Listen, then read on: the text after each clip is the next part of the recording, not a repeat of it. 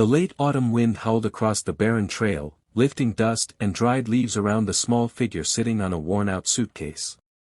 Her arms were wrapped tightly around her little brother, shielding him from the biting cold. Her name was Ellie, just 10 years old, but her eyes carried a weight far older.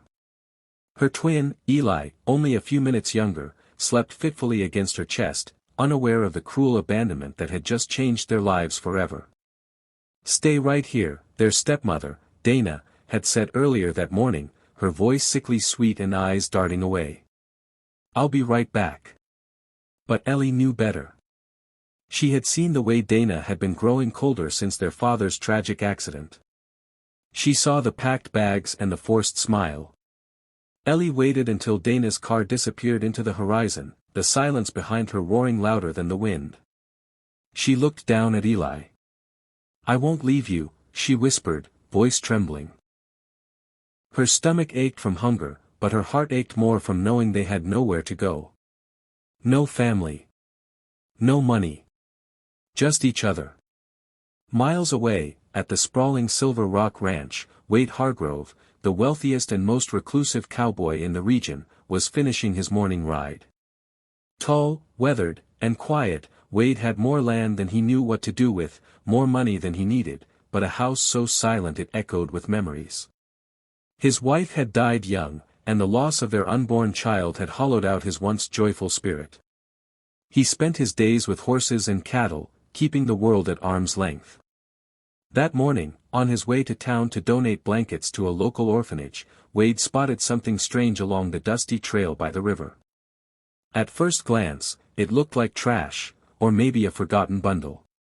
But as he neared, his heart caught in his throat.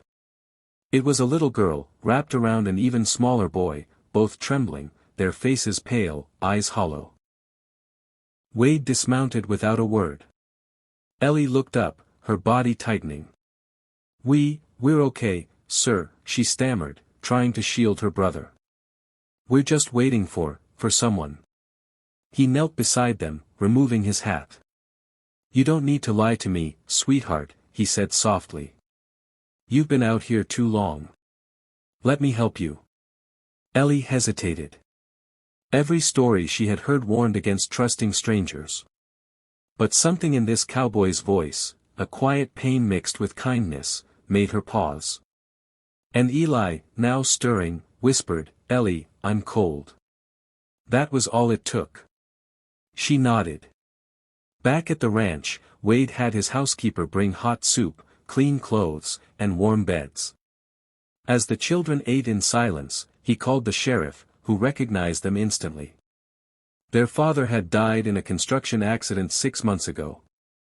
Their stepmother, Dana, had taken custody, but hadn't reported them missing. "They're wards of the state now," the sheriff said. "Unless someone steps in." Wade hung up, his jaw tight. As he watched the twins sleep curled on the couch, something cracked open in him. A memory surfaced, of a nursery never used, of tiny socks still folded in a drawer. He'd buried that grief for years. But now, looking at these children, fragile, alone, needing love, he felt something stirring again. The next morning, Ellie woke up in a warm bed. The smell of fresh biscuits filled the air. It felt like a dream. She padded quietly into the kitchen and saw Wade sipping coffee at the window, watching the sun rise over his pastures. She stood awkwardly. "Mr. Thank you. We'll leave soon. I just need to find a job or something." Wade turned, kneeling to her level. "Ellie, you're a child. Your only job is to be a child. And this ranch, it's got more room than it needs. If you'll let me, I'd like you and Eli to stay. Not for a night. For good." Ellie blinked. "You mean, you want to adopt us?" Wade nodded slowly. "If you'll have me."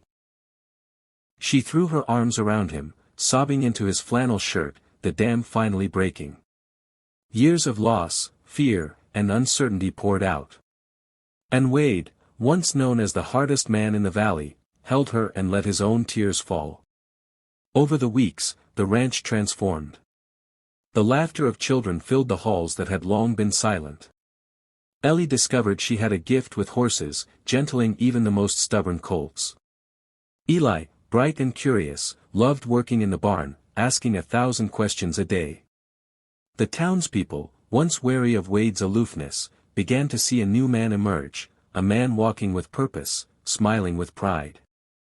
When he stood before the judge, Ellie and Eli holding his hands tightly, and legally adopted them, there wasn't a dry eye in the courtroom. Dana, meanwhile, was arrested for abandonment and fraud.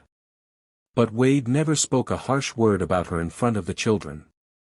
He only said, "Sometimes, people are broken in ways we can't fix."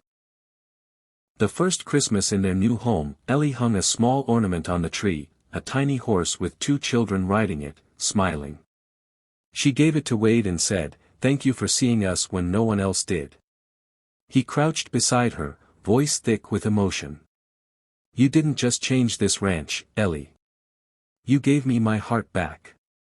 And so, the wealthiest cowboy in the West, who once thought he had nothing left to live for, found a new reason to wake up each morning, in the joy of a little girl who had once been left on a trail, and a boy who called him Papa, as if he always had. In a world often too busy to notice the ones left behind, Wade proved that love can come riding in on dusty boots, without warning, and heal even the deepest scars. And Ellie, once abandoned, now cherished, grew up not just in a house, but in a home.